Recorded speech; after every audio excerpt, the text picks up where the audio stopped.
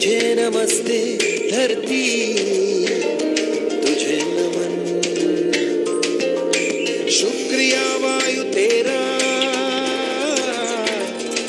धन्यवाद गगन।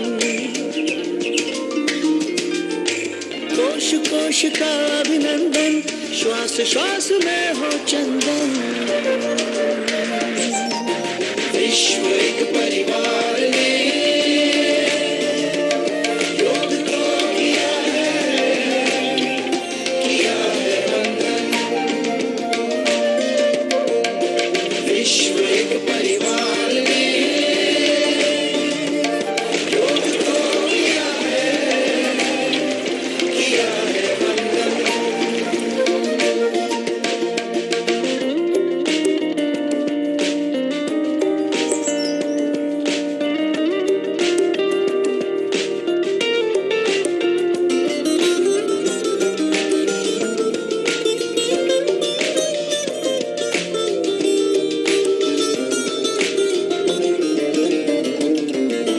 भारत का उपहार है, योग राग पे प्रहार है। आपदा की हार है, योग तो पालनहार है। नमस्कार। आप सभी को 7वें अंतर्राष्ट्रीय योग दिवस की बहुत बहुत शुभकामनाएं। आज जब पूरा विश्व कोरोना महामारी का मुकाबला कर रहा है, तो योग उम्मीद की एक किरण भी बना हुआ है। 2 वर्ष से दुनिया भर के देशों में और भारत में भले ही बड़ा सार्वजनिक कार्यक्रम आयोजित नहीं हुआ हो, लेकिन योग दिवस के प्रति उत्साह जरा भी कम नहीं हुआ है। कोरोना के बावजूद इस बार की योग दिवस की थीम योगा फॉर वेलनेस ने करोड़ों लोगों में योग के प्रति उत्साह को और भी बढ़ाया है। मैं आज योग दिवस पर ये कामना करता हूं कि हर देश, हर समाज और हर व्यक्ति स्वस्थ हो। सब एक साथ मिलकर एक दूसरे की ताकत बने। साथियों, हमारे ऋषियों मुनियों ने योग के लिए समत्वम योग उच्यते ये परिभाषा दी थी। उन्होंने सुख दुख में समान रहने, संयम को एक तरह से योग का पैरामीटर बनाया था।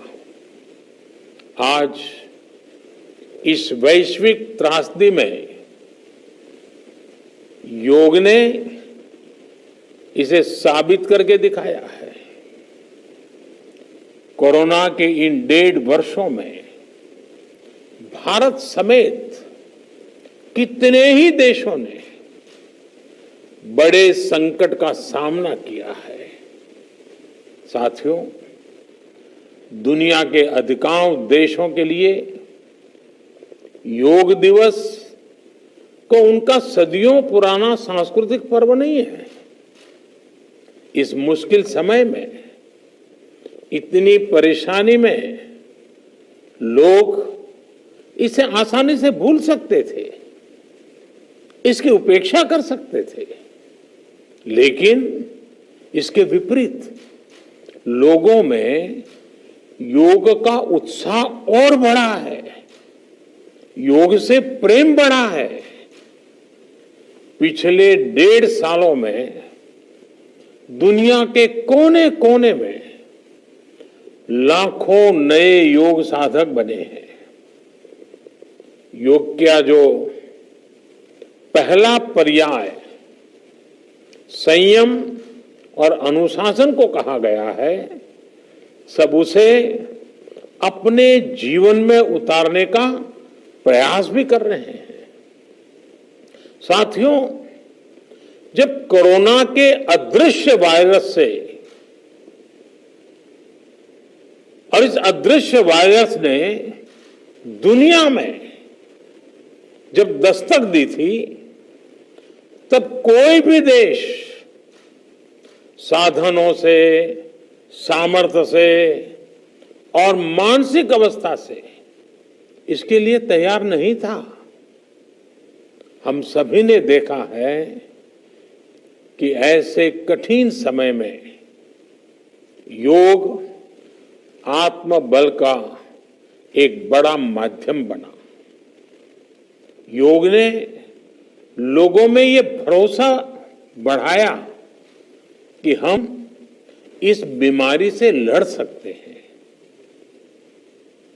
मैं जब फ्रंटलाइन वॉरियर्स से, डॉक्टर से बात करता हूं, तो मुझे बताते हैं कि कोरोना के खिलाफ लड़ाई में उन्होंने योग को भी अपना सुरक्षा कवच बनाया।